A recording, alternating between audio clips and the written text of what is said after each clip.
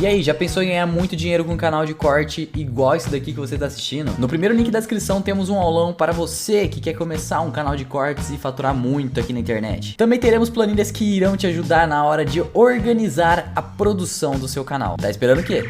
Então, mano, ó, meus parabéns com o Gêmeos Investem, tá? Porque realmente é um conteúdo que eu não tinha visto, assim, sabe? Eu falei, caraca, os moleques deram bom no outro segundo canal, e agora eu tô indo no terceiro, num nicho totalmente diferente do que eles fazem, e tô dando bom também. Eu acho que criar conteúdo é mais tu entender como que funciona pra conseguir executar, que nem... Pô, teoricamente a gente começou do zero no Gêmeos Investem, do zero de público, mas não do zero de conhecimento. A gente já tinha muito conhecimento de, SEO, como funciona o YouTube, como gravar um vídeo. O que fez a gente estar muito na frente do que alguém que, sei lá, começou um canal de investimentos na mesma época, só que não sabe nada disso. Verdade. Então, acho que todo o aprendizado que você tem e alguma coisa nada a ver que você fez, acaba servindo pra outra coisa que você vai criar que às vezes não tem nada a ver. E a sua equipe hoje? Como que ela é estruturada?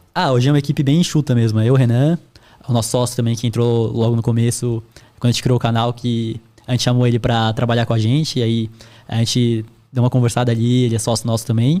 Aí tem o editor, o thumbmaker, e é isso basicamente hoje, por enquanto é isso. Pra todos os canais?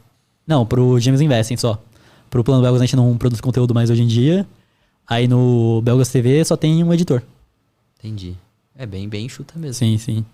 Legal. E você tá pensando assim, sei lá, aumentar a equipe em algum outro lugar? Vamos falar de negócio agora, de empresa.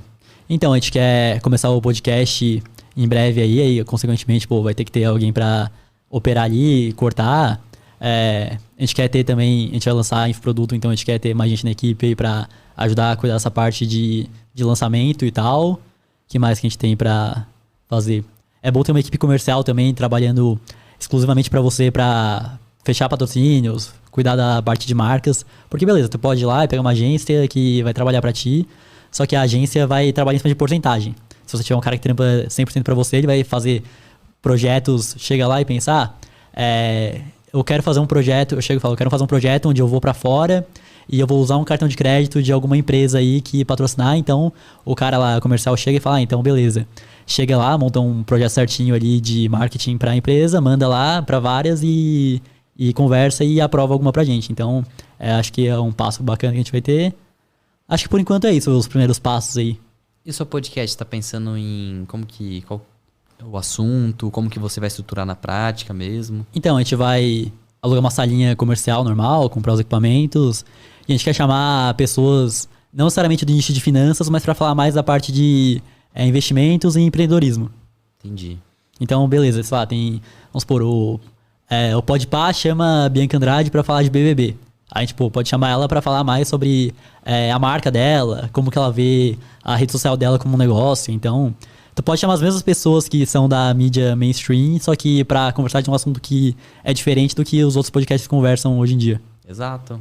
Essa é a maior diferença dos podcasts, é o host. Sim. Quer dizer, não só o host, a ideia, né? Porque você pode ter tipo, vamos lá, o Igão. O Igão do Flow, né? Ele tem o Flow Podcast e tem o Flow Sport Club. Sim. E ele fala, se ele levar o Ronaldo, que ele levou, né? Mas levar, tipo, uma pessoa que joga, sei lá, o Zé Roberto. O Zé Roberto já foi nos dois. Então foi um papo diferente no Flow e foi um papo diferente no Flow Sport Club. Sim, sim. Então tipo, isso eu percebi mais com o canal de corte. Porque é igual podcast.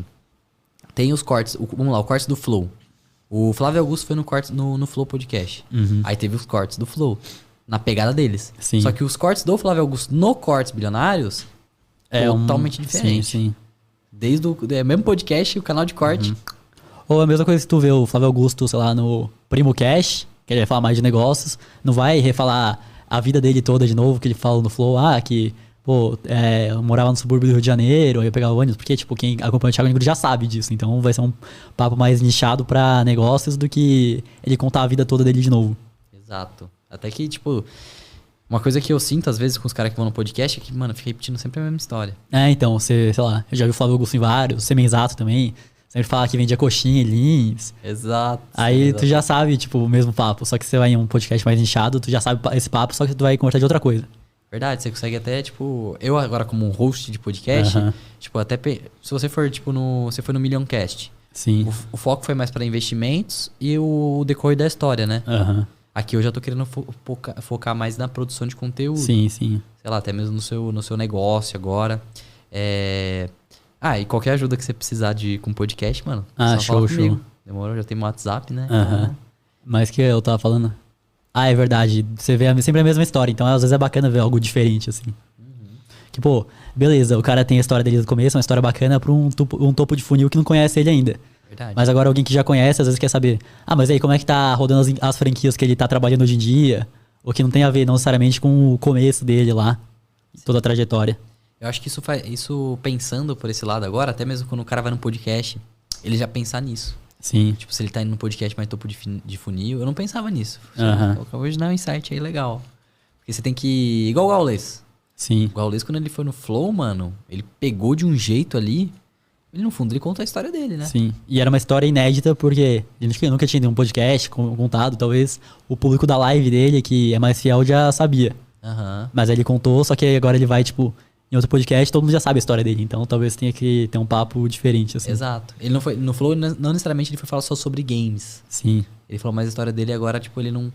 O cara, ele... Nossa, aquele negócio foi incrível mesmo. Aham. Agora você falar mais como que tá a vida dele hoje, depois do começo da carreira dele, que ele já comentou.